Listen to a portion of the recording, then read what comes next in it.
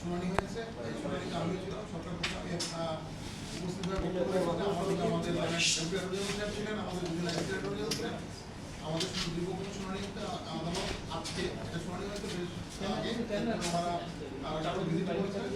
তারপর আজকে ওনারা রায় দিয়েছেন। রায় দিয়ে ওনারা রুট অ্যাবসলিউট করে দিয়েছেন, নিষ্পত্তি হয়েছে, সরি ওনারা রুলটি নিষ্পত্তি করে কতগুলো ডাইরেকশন দিয়েছেন।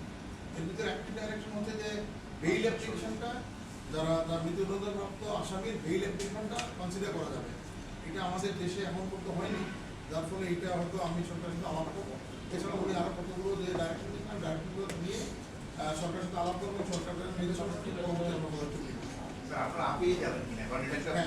আমি এটা শুনেন। এটা তো সাধারণত এইগুলো যেহেতু এটা অনেকগুলো বিষয় আমি সেটেল করতে চেষ্টা করছেন, সেটা সুপ্রিম কোর্ট না যাওয়া পর্যন্ত এটা সেটেল হয় না। এবং সুপ্রিম কোর্টে জাজমেন্ট এই যেহেতু এই মানে বিষয়গুলোতে যেহেতু সুপ্রিম কোর্টের কোনো ইতিপূর্বে কোনো জাজমেন্ট হয়নি, ওদের সরকারের সাথে আমি আলাপ করে সরকারের সাথে আলাপ করে প্রয়োজন আমি সুপ্রিম কোর্টে যাবো। আমি সরকারটা জানি না, আমি ছিলাম আমার বন্ধুদের কাছ থেকে যেটা জানলাম, উনি বলছেন যে বেইল অ্যাপ্লিকেশনটা নেওয়া যাবে একটা কথা। আরেকটা বলছেন উনি যে চূড়ান্ত শেষ না হওয়ার পর তাদেরকে কন্ডেম সেলে নেওয়া যাবে। এই দুইটা মূল কথা বলছেন। আরও বলছেন যে একটা সেকশন 30 না, সেকশন 30টা বলছেন ই করার জন্য কি বলেন রিডিং ডাউন প্রসিডিউর। স্যার ওনারা উনি উদাহরণ দিয়েছেন, রাজস্থান হাইকোর্টের একটা উদাহরণ দিয়েছেন।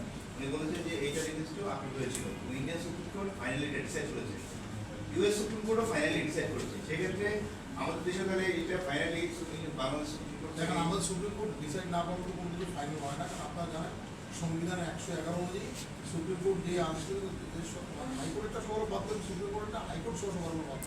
অর্থাৎ সুপ্রিম কোর্ট গেলে বলা যাবে ডিসাইড করতে হয়, ওটা সেটেল করতে হলে সুপ্রিম কোর্টে যেতে হয়। এই ক্ষেত্রে আমি এখন তো নিজে জানি না, গভর্নমেন্টের সঙ্গে কথা বলবো, আলোচনা করবো। যদি গভর্নমেন্ট আমাকে ইনস্ট্রাকশন দেয় আমরা ডেফিনেটলি সুপ্রিম কোর্ট। আজকে কোর্ট যে রায়টা দিল, যে ধরনের প্র্যাকটিস তো অনেক দেশে আছে, তো সেই ক্ষেত্রে আমরাও কি সেই রাস্তায় হাঁটবো কিনা, রাষ্ট্রের সর্বোচ্চ আইন কর্মকর্তা হিসেবে আপনার কি মনে হয়? আমি তো কোনো কিছুই জানি না, কোন রাস্তা হাঁটবো।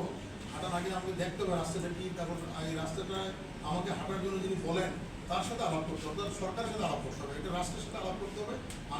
আমি নিজে কিছু করি না, এটা আমাদের যারা সংশ্লিষ্ট মন্ত্রণালয় আছে, সংশ্লিষ্ট যে আমাদের যারা আমাদেরকে ইনস্ট্রাকশন দেন তাদের সাথে আলাপ করে ওনাদের ইনস্ট্রাকশনটা নিয়ে পরবর্তী পদক্ষেপ